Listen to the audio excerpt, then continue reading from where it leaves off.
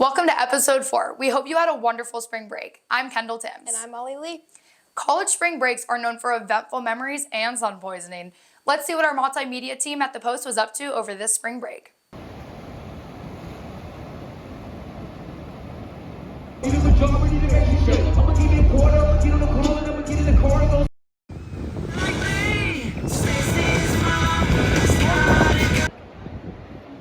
they're still all chilling.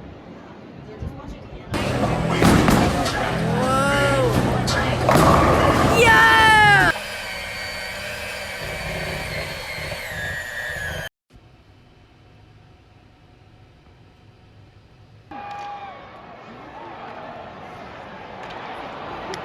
What's up, the Post? You already know we saw the greatest movie of all time. You already know.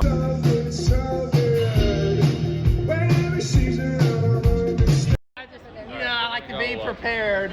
That's what I said.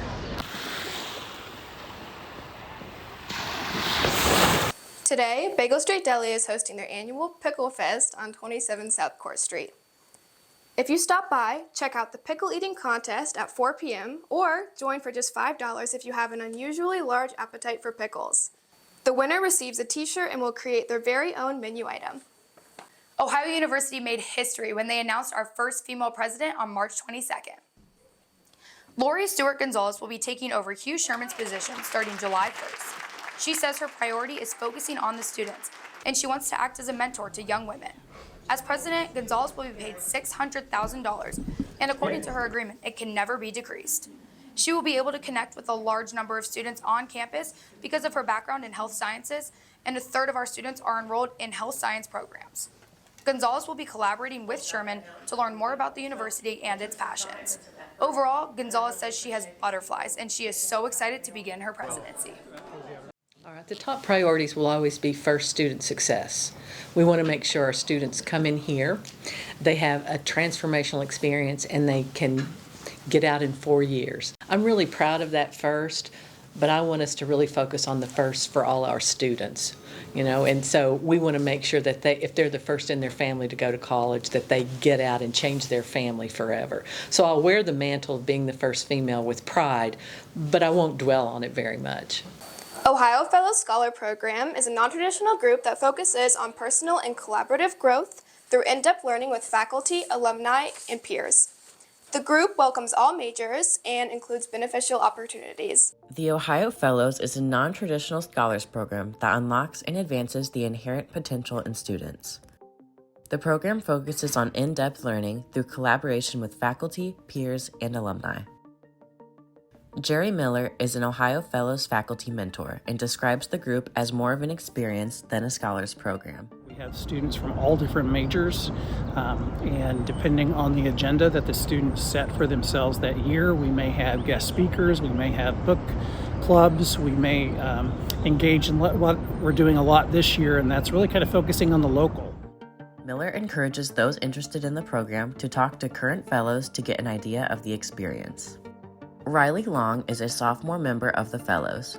She looks forward to the meetings every Wednesday and has made many friends throughout her experience. It's a really cool experience to be able to get to meet those kinds of people that you would really might not have met before without the Fellows. So there's so many aspects of it that I would recommend 1,000 times over to someone. It's truly the best experience that I had at OU. Apart from the trips, she says the Fellows emphasize individual growth and experience and allow students to become a part of the community. Those interested in the Fellows program are encouraged to apply, with applications open between December 1st and March 1st. Let's go over to Andrew to hear about this week in sports. Thanks, Molly. It has been a busy week all around Ohio athletics, so let's get started on the diamond with the Ohio baseball team. The team traveled to Morehead State on Tuesday night and played a hard-fought but lost a high-scoring 19-14 game. Elsewhere in athletics, Yaya Felder announced she would be entering the transfer portal and leaving the women's basketball program. Felder averaged 22 points and 4 assists per game this past season, which earned her second team All-MAC. And finally, Ohio University announced they will be putting the entire wrestling coaching staff on administrative leave as the Athens Police Department investigates alleged physical assaults during a team practice. Now let's head over to Alex with the editorial rundown. Hello everyone, my name is Alex Imwalle and I am the investigative editor here at the Post. This week, students returned from spring break and began the final stretch of the school year. And we started it off with a bang yesterday, as OU announced Lori Stewart Gonzalez as its new president to follow the retirement of Hugh Sherman at the end of the semester. Gonzalez will be the first female president in the history of the university, and she will enter into her new role July 1st. This week, you can also read extensively about Athens resources for AIDS and HIV and Caleb Bennett's piece on the Equitas Health Institute, a nonprofit healthcare system that serves the Athens community as well as other communities in Ohio and beyond. You can dive deeper into these stories at thepostathens.com. Recently, a popular TikToker, Ely Howie, visited Ohio University's campus. However, this is not his first time on campus, as he created his first ever video here. Howie was inspired to start making these videos because his sister goes to OU, so they wanted something fun to do to make people laugh. Howie has gained over 40,000 followers, which has ignited his career. He is extremely grateful for his followers and the support he's received. Outside of TikTok, Howie has many other passions, one being his magician career. Check out his socials at Ely Magic for all of his entertaining videos. A new Asian grill, Ariza, will be joining the array of popular food spots on 40 South Court Street. When adding businesses to Court Street, the buildings must comply with the determined aesthetic. According to City Council Representative Sam Crowell, the Asian Grill originally hoped to add a garage door to their entrance, similar to Chipotle. The Athens Historic Preservation Board revised the rules about what you can and cannot do to the exterior of any Court Street buildings and denied the proposed entrance. Look out for the opening of Ariza coming soon. Ohio University, I know you're excited for this upcoming fest season. Remember us, we are back for fest season this year.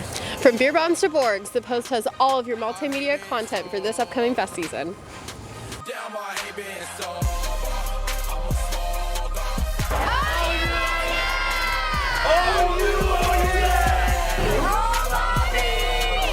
I've missed the last few of the fest, so I'm just excited to be around all the Bobcats, have a good time. That's about it. Party. It's time to party.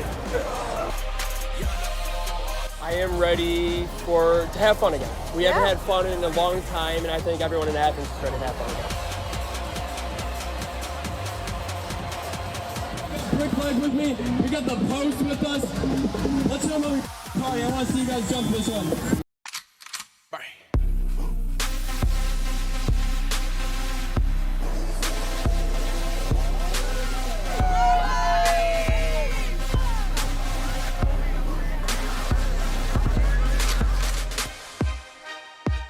Be sure to check out all the exclusive social media and video content on the Post Athens social medias and thepostathens.com. The Post released a new series called Between Two Bobcats, which is a parody of the show Between Two Ferns.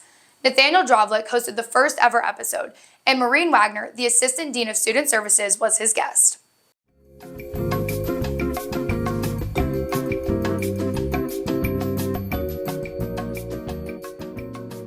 Welcome everyone to the very first episode of Between Two Bobcats. I'm your host, Nathaniel Drovlik, and today we have our very first guest, Maureen Wagner. Maureen, welcome.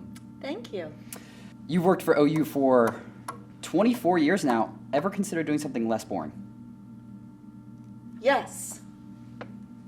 In 2016, you were awarded Outstanding Faculty Member with the School of Fine Arts. That's a lie.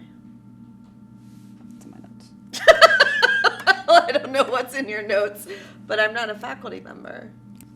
As a reasonably high-level member here at Ohio University, what are some things that you would like to see changed at the university? What are some things that you want to see fixed? I would like students to have more access to equipment to do more projects. Projects like these. Gonna bitch more about it, or no. find more things to? No, that's really it. Okay. You ever wondered why on fans it goes 0, 3, 2, 1 instead of 0, 1, 2, 3?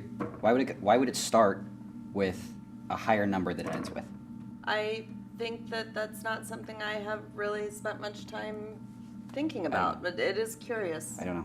I think about it. I hope you find an answer. Yeah. Anyways, where were you on 9/11?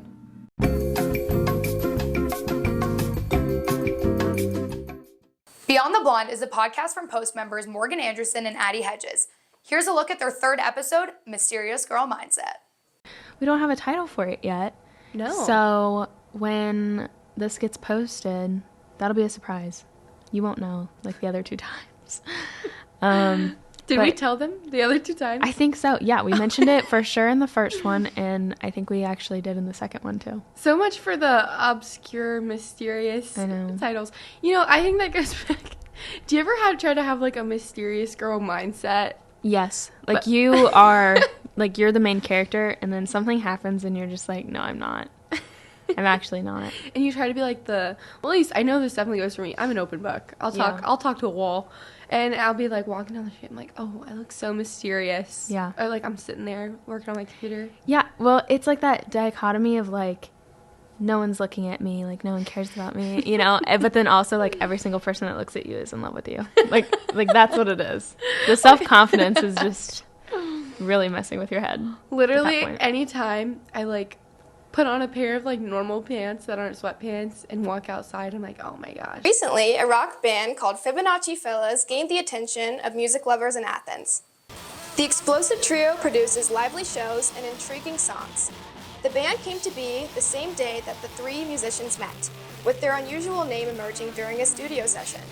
This band is planning to stay, so check out their wild performances if you're looking for a fun night. We all like scheduled a birthday party on the same day, and like something was wrong with the Chuck E. Cheese computers or whatever, so they like get scheduled at the same time. And so conveniently, like we all just like all 3 of us just happened to be at this Chuck E. Cheese, and like I think Sam got gifted a guitar or something, and Henry got drums, and it didn't work out, so we switched. Bob Woodward, a famous journalist from the Washington Post, recently spoke at Ohio University about his unveiling of the Watergate scandal and his interviews with former President Donald Trump. Here are the sights and sounds from his talks with student journalists. Student media, I exist to cut red tape in the background for our student journalists. The information was right in my hand. I then did a memo from my notes, and I've, since Justice White is deceased, I've shown that memo to some of White's best friends and former clerks, and they said, they can't believe. But as a reporter, you don't learn about things in chronological order. Maybe the most important thing that happened, you're going to learn about 6 months into your inquiry, your investigation. The city editor who did this is in my will. Because at your publications, I don't know that this is the case, but at the Washington Post, I learned very early, if I'm working on a daily story, that you can talk to 2 or 3 people and do a decent story. You can also talk to 16 people. It'll take longer, keep you there at night, but you expand your knowledge of the issue, you meet new people. If you can pull back, think about it, it's quite astonishing that we have an operative First Amendment. Okay, I'm gonna go. I was gonna say, are you going to? Yeah. Okay. Thanks for watching today's episode. From here on out, tune into our shows that are now weekly. We hope to see you at Fest this weekend, and check out our wild coverage of Fest throughout the season. We'll see you next week, Bobcats. I'm Kendall Timms. And I'm Molly Lee.